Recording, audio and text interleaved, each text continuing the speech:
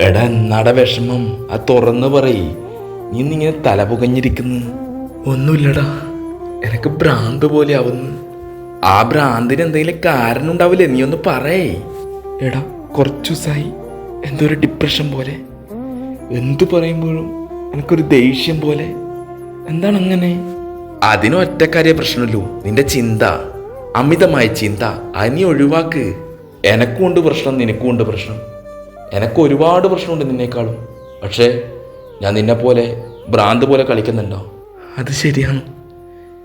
എനക്കെന്തോ ഒരു ഡിപ്രഷൻ പോലെ അടിച്ചിട്ട് എന്താ ചെയ്യേണ്ടതിന് ആ ഒരു ഇതിലാണ് ഞാനുള്ളത്.